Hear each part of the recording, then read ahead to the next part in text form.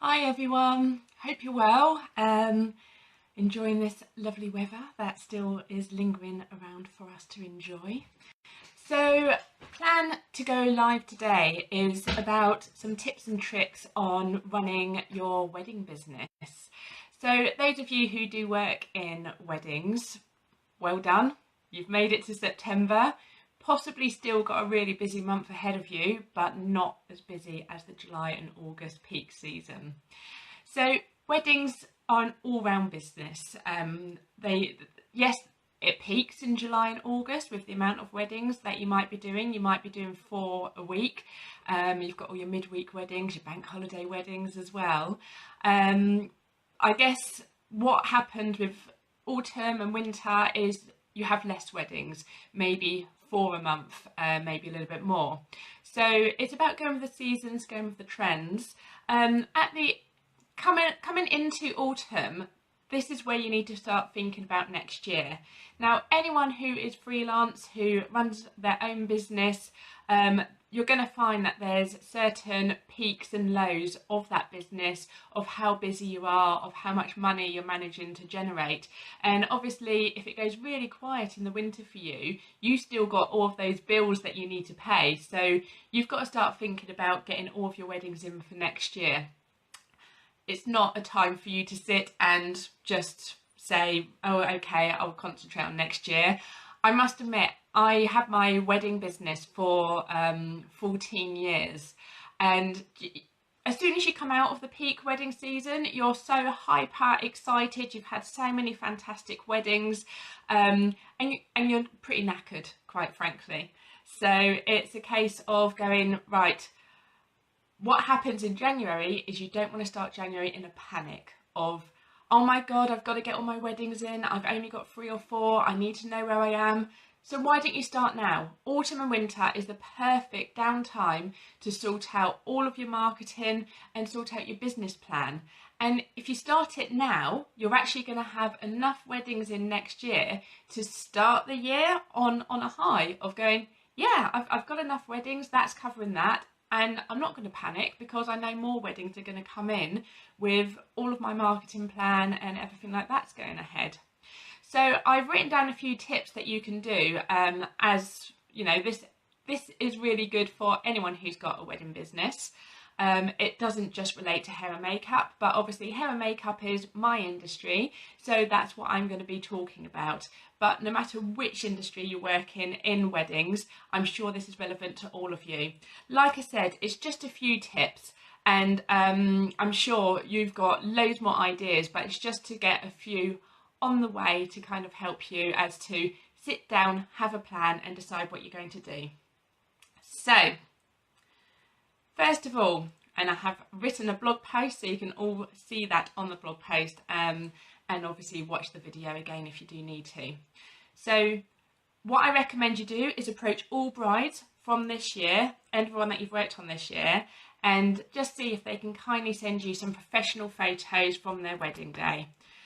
Obviously, make sure that you ask permission from them if it's okay for you to use on your website and social media channels, but quite frankly, nothing beats a professional photography shot.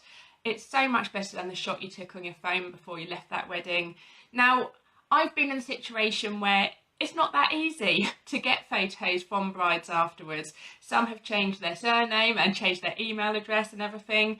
Others, they've got every intention to, but hey, they're busy. Life gets in everyone's way. So just a little email saying, loved being a part of your day. Thank you so much for choosing me. Just wondered if you've got any professional shots that you can share with me. I'd really, really appreciate it. And do you mind if I share these on my website, social media channels? That will cover you for the GDPR. So just getting that, it'll probably be written anyway because you're probably going to approach them by email, and getting that email back, you've already got that permission from them to share on your social media. But to be able to update your social media and your websites with professional photos looks a lot better than the photos that you take on your phone whilst you're there. So that's the first one. Second, start thinking about wedding fairs, okay? You need to consider whether these will benefit your business or not.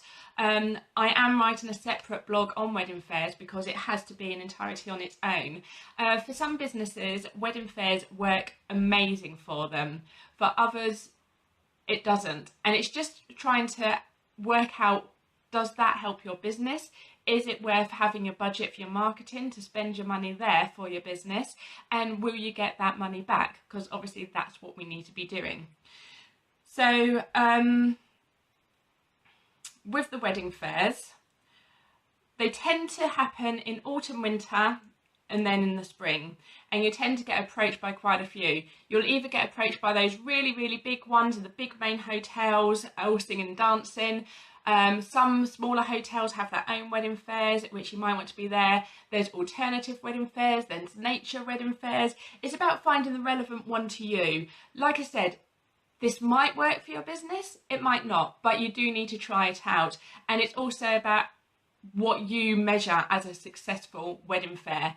It's not necessarily about getting bookings on the day, but it is about networking with clients, with different suppliers, with different businesses, and a lot of work might come back to you at a later date. So like I said, I'm going to do a different blog on that blog post on that, and also go live talking about wedding fairs as well, because I do get a lot of questions about what people should be doing. Next one. Contact venues that you've worked with this year. This is a really good one, actually.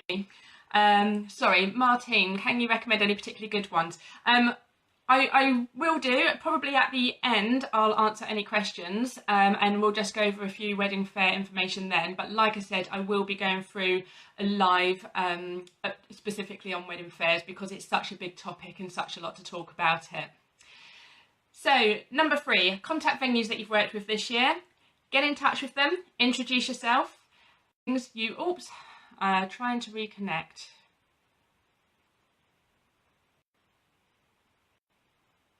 Okay.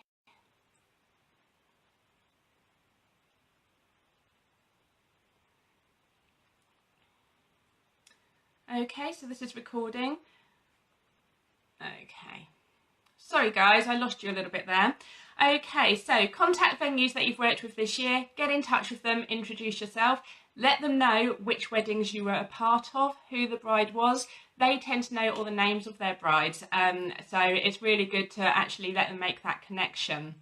Ask them if they've got a recommended suppliers list that they give to all potential brides, and if so, can you be on that list? Quite frankly, I get a lot of brides getting in touch with me because I'm on recommended suppliers list for certain venues. Some venues will say to you, no, we've got our person and that's it. That's fine, that's fair enough. I personally feel that venues need to have a good wide selection rather than just favour one or two, because ultimately it's the bride's choice to have a look at who's going to be the best person for them. So for me, it's about building a relationship with them. Visit the venue, meet the wedding planner in person, show them some of your work, let them know about your work ethic, and just keep, promote them on your social media. If they do wedding fairs, attend their wedding fairs. It's really good to get a good relationship with the venues that you like working in, and that seem to have a lot of clients. By the way, all these tips are things that you can do for free. Yes, you might need to pay for a wedding fair or anything, but anything else, it's all things that you can do for free, and it's just going to be taking your time and your effort to do some of this. But getting a good relationship with local venues is a really good way to get recommended by people onto future clients. Number 4, get in touch with suppliers. Whether it's people that you've worked with on weddings or whether it's venues, whether it's suppliers that are close to you, what you want to do is start networking and build a really good working relationship with those suppliers, be it florists, wedding dress shops, photographers, quite frankly, anyone who's got a wedding business. Network and build relationships. Suppliers will quite often be asked to recommend each other, and if your name always crops up, then you will get the work. It does take a bit of time to build relationships, but it's certainly worthwhile putting in the effort for the outcome you get. I've just met a photographer before and I've introduced myself. Don't really know her that much at all. We don't talk that often. But as soon as a bride says to her, oh, I haven't sorted out my makeup yet, can you recommend anyone? I'm number one on her list. I get all of the emails through saying, oh, this photographer recommended you. Are you available? So yet again, it's free, it's networking, it's just communicating with other people. And also it's about supporting other businesses. If you have got a small business, you want to support other small businesses. It's really going to help each other, and it's just a great way to build a relationship and get those clients in. So number 5, start thinking about how you can reach potential brides with the tools that you already have. So social media, is it up to date? Are you using the correct hashtags? Are you using your stories? Is it time to promote some ads to reach new customers? If you do decide to pay for sponsored ads, will it direct your customers to where you want them to go? That's all food for thought. If you are on social media, be that Instagram or Facebook or anywhere else, use it. It's free advertising for you and your business. Now, quite frankly, I know in peak wedding season, yes, you might just share a photo of your work and that's it.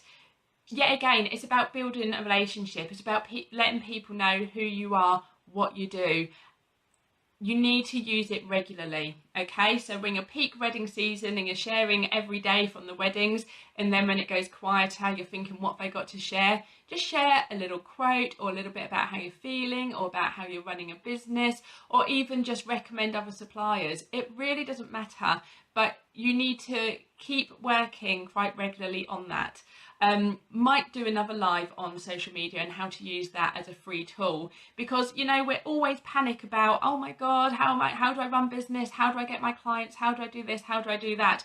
Well, you're already on the platforms that you can do that with, so utilize them and do a little bit of research. You know, just use a search engine and find out answers, but also it's about finding out what works for you. And to be perfectly honest, if you are active, it will direct people to you, your business and your website. So do utilise that. Number 6, your website. It's really important to keep your website updated with new weddings all the time. This shows that you are an active working makeup artist. It also shows that your website is active, which improves results in search engines. You also need to look at the back end of your website, check your SEO, make sure you're using the little bit of attention in those quieter months because you've got time to. So just make sure that you do. Okay. Number 7, awards. So autumn time tends to be the time when you'll get loads of emails about award companies wanting you to apply for their awards. But what will entering mean to you? And what will it mean to you if you do actually go through to the finals and possibly eventually win? Will being able to use their badge on your website validate you as a hair and makeup artist? Will it impress future brides? Awards mean different things to different people. For some, it can be rewarding and a pat on the back. For others, it's just a company wanting to make money off you. Ask for advice from others. Weigh up whether you feel it would be beneficial to your business or not. A lot of people are saying, oh, I've been approached by this award company, what do you think? Like I said, ask people who have been in touch with or have gone through the awards system. Don't just go on a Facebook group and ask suppliers, because a lot of suppliers have very strong opinions on whether it's a good thing or it's a bad thing. What I suggest you do is actually look at other people who've got that awards badge on their website and approach them. Just see, has it made a difference to your business? Ask them their opinion. Have they enjoyed it? Would they do it again? A lot of awards obviously need to charge money because they need to cover their costs, and that's fine. They're a business too, just like you. It's just making sure whether it'll be beneficial for your business or not, quite frankly. 8, cost. Time to look at your prices and see if you need to put them up for next year. Remember, you have another year of experience. Your brides have all been happy with the service that you have provided. Are you happy with your prices, or do they need to be raised? Have you really sat down to consider all of your costs, including all the work I've written here, which will take you weeks, possibly months, of what we're going to call unpaid time? Obviously, it's paid when you get the customers back, but your prices should reflect your ability, your training, your product, your reliability, your admin time, plus more.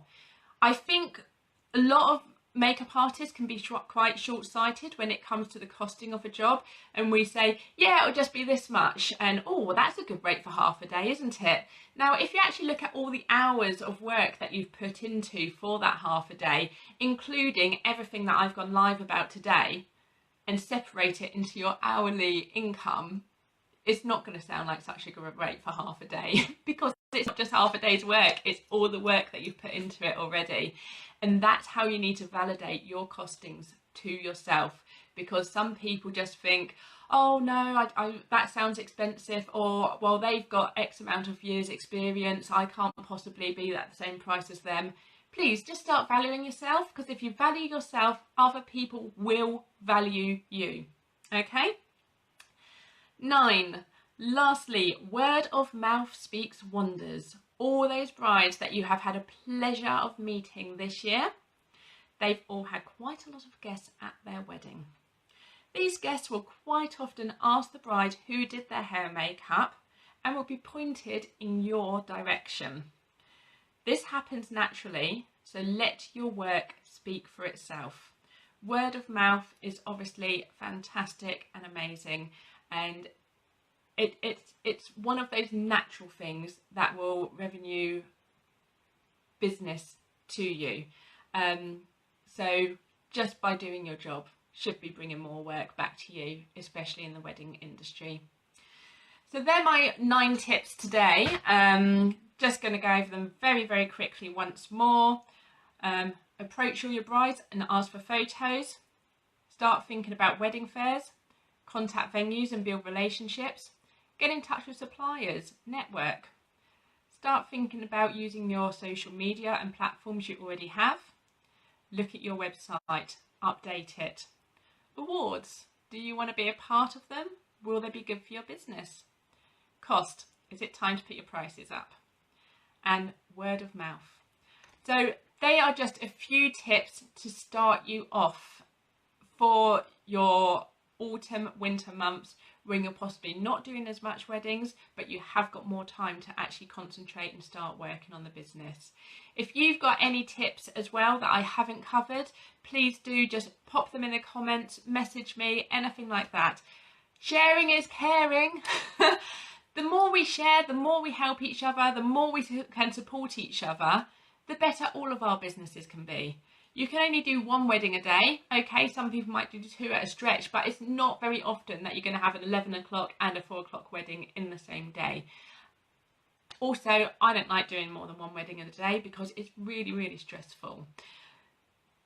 So there's plenty of work to go around, and these are a few tips as to what you can do for free, using your time, using your quieter months to gain business for yourself, to promote yourself, and to start 2019 less stressed than possibly you started this year. Thank you very much for joining me. Take care, and I will go live about weddings. It'll be next week, and I'll let you know when. Okay, take care. Bye. Of course, one more. Okay, so other people who have the same business as you are not your competition. Okay, network with them, get to know them.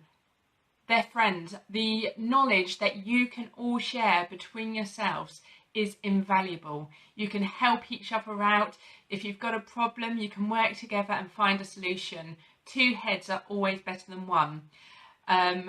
Other people have suggestions that you haven't thought about.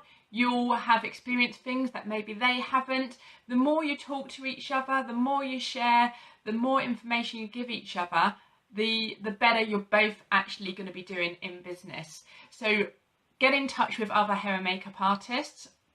Sometimes we all need assistance. We will take each other on as assistants, okay? That works really well.